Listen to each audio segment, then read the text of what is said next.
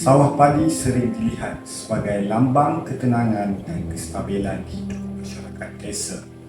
Hamparan hijau yang terbentang luas ini bukan sekadar panorama keindahan alam, tetapi menjadi asas kepada sumber makanan utama negara.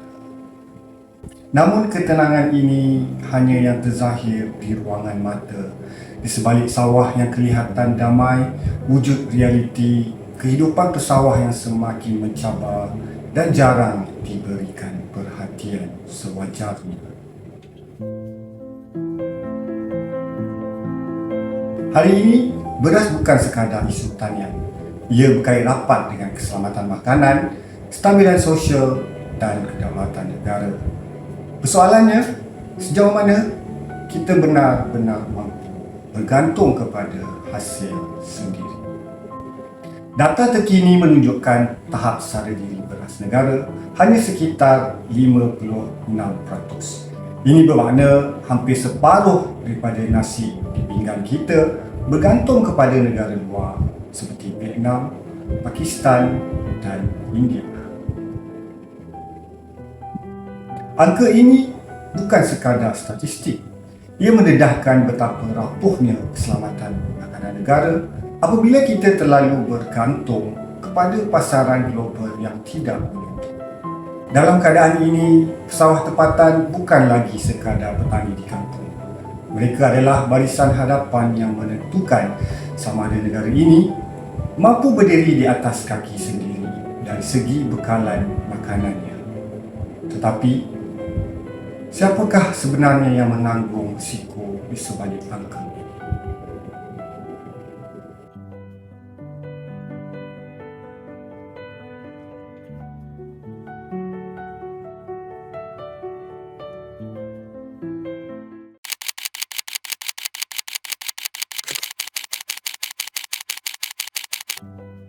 Di peringkat lapangan, cabaran pesawah tidak terhenti di sawah sahaja.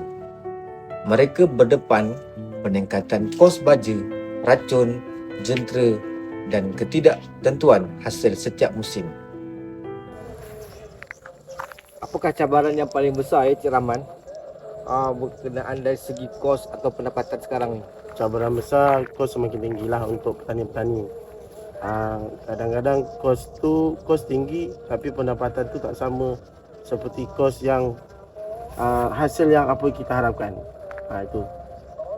Adakah hasil padi sekarang ni setimpal dengan kos yang dikeluarkan? Seandainya berlaku lagi dengan kenaikan harga jentera-jentera untuk akan datang tidak setimpal. Okey, dari segi pengalaman Tuan berkenaan dengan berurusan daripada pengantaran padi pergi ke pusat belian. Masa ni alhamdulillah itu tak ada masalah, itu tidak ada berlaku sangat dari segi pengurusan.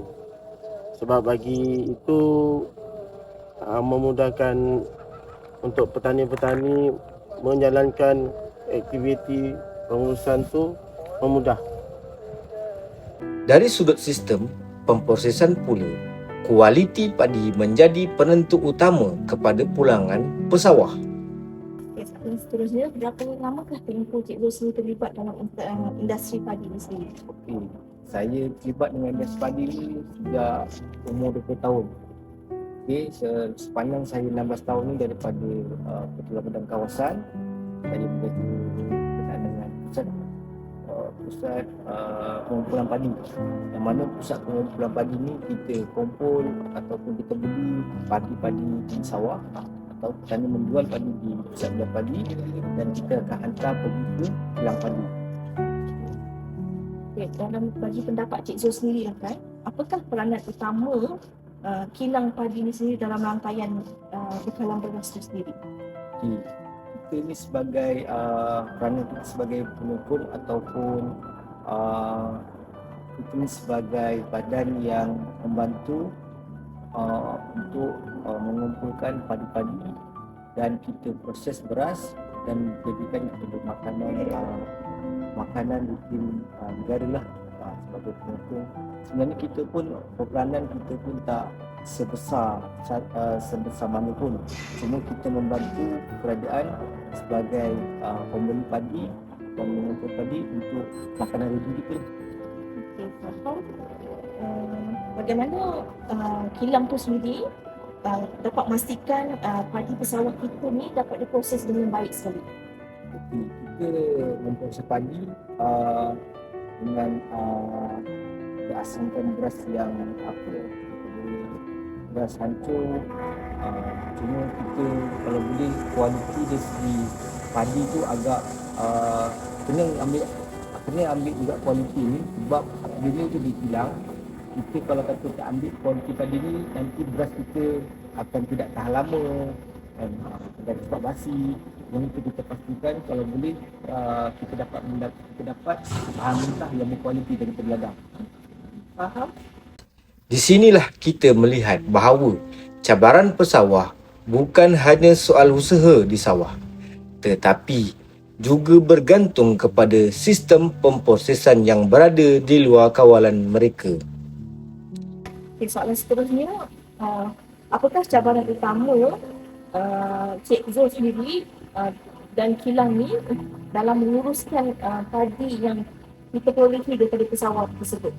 Cabaran saya lah di kilang padi ni, kita kadang-kadang tu cabaran kita tidak mendapat padi yang berkualiti, yang mana kita akan mengalami kemerosotan hasil lah, ataupun kekurangan padi tu. Kalau kata padi tu tak berkualiti, contohnya padi hampir tak menjadi beras dah. Jadinya kita di kilang ni kita kena pastikan betul-betul kita dapat padi daripada ladang yang berkualiti, supaya kilang pun ada untung, kemudian dari segi pengguna pun dapat beras yang berkualiti.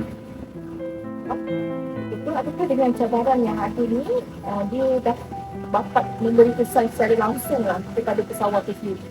Ya, kalau kata kita dapat beras yang berkualiti atau padi yang berkualiti, dia akan menambahkan hasil ke sawah, iaitu berkenaan dengan kita ada buat pemungutan padi. Kalau kata padi yang tak lapuk elok, kita akan tengok pada hasil 20% ke 30%, dan yang elok kita ambil untuk dalam 18 ke 9%. Ini melibatkan peratus padi itu sendiri. Kalau kata kita dapat padi yang cantik, petani pun dapat tambah dia punya pendapatan sendiri. Kualiti padi, kecekapan kilang dan kelancaran sistem semuanya menentukan sama ada hasil pesawah benar-benar berbaloi dengan tenaga yang dicurahkan.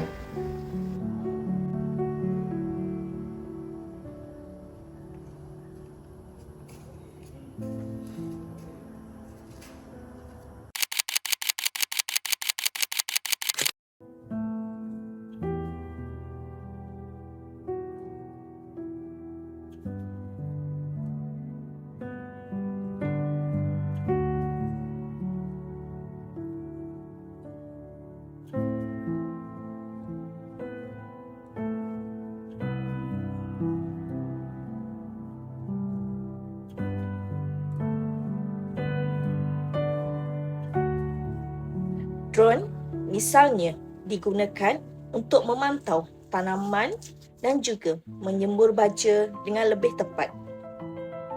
Dari sudut teknikal, teknologi ini dapat menjimatkan masa dan juga tenaga kerja. Namun, realitinya tidak semua pesawat mampu menyesuaikan diri dengan perubahan ini. Kos pelaburan yang tinggi, keperluan latihan dan juga penyelenggaraan menjadikan teknologi sukar diakses oleh pesawat kecil. Bagi pesawat di lapangan, teknologi sememangnya membantu, tetapi mereka masih mengharapkan perubahan yang lebih praktikal dan bersesuaian dengan realiti lapangan. Adakah pandangan tuan berkenaan dengan penggunaan teknologi ni atau mesin membebankan atau membantu? Dari segi saya dari segi selama saya bersawah, bagi saya teknologi ni alhamdulillah semakin memudahkan. Tetapi cuma kita mengharapkan teknologi lebih sikit daripada teknologi itu berubah dari akan datang dan seterusnya. Kita mengharapkan lagi memudahkan dari segi pengurusan sawah di lapangan. Dalam masa yang sama, sektor padi turut berdepan cabaran kesinambungan generasi. Apabila pulangan tidak menentu dan juga risiko yang tinggi, minat generasi muda semakin berkurangan. Macam mana kita nak tarik minat anak muda untuk bekerja sebagai pesawah? Dari segi tu, insyaAllah saya pun sendiri pesawah mengharapkan anak-anak muda berminat untuk bersawah. Bagi saya, kehidupan bersawah sekiranya kita berusaha, insyaAllah ada rezekinya. Yang penting kita usaha ingin mempelajari ilmu sawah, ilmu mencari ilmu lah. Sebab menanam padi ni tidak putus, tidak terberhenti. Tahun ni kita menggunakan racun ini, tak semestinya musim depan kita akan pakai ni. Dia sentiasa belajar dan belajar. Tiada penghujungnya. Anak muda boleh berminat, tapi kena ada ilmu. Jika sawah ini mahu terus hidup, ia bukan sahaja memerlukan teknologi, tetapi juga tangan-tangan baharu yang sanggup mewarisi tanggungjawab ini.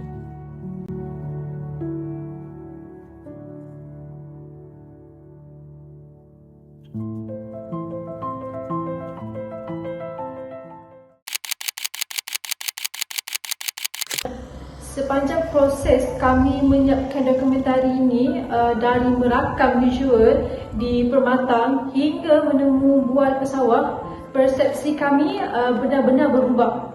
Kami datang dengan sangkaan akan melihat keindahan, tetapi kami pulang membawa kisah perjuangan mereka. Kami sedar keselamatan makanan bukan bermula di pasaraya sahaja, ia bermula di sini. Daripada keringat mereka yang sering kita lupakan. Isu padi bukan sekadar isu ekonomi luar bandar sahaja, ia adalah cerminan maruah dan kelangsungan negara. Setiap butir nasi di pinggan kita mempunyai harga yang dibayar dengan penat lelah para pesawah. Sudah tiba masanya kita melihat pesawah bukan sekadar penanam padi sahaja, tetapi sebagai wira yang tidak didendam. Sekian dari saya, Jannah Adni binti Adnan, mewakili rakan-rakan. Assalamualaikum warahmatullahi wabarakatuh. Harapan Tuan terhadap sektor tanaman padi ni di masa yang akan datang? Bagi saya, sektor ni memang perlu bergerak dengan dikatakan kemajuan. Tidak boleh untuk kerja 2020 untuk sampai ke 2030 benda yang sama. Kami mengharapkan, petani-petani mengharapkan dari tahun ke tahun kemajuan, maksudnya kemajuan bertani dari segi pemajaannya, semua kita mengharapkan bergerak untuk ke depan.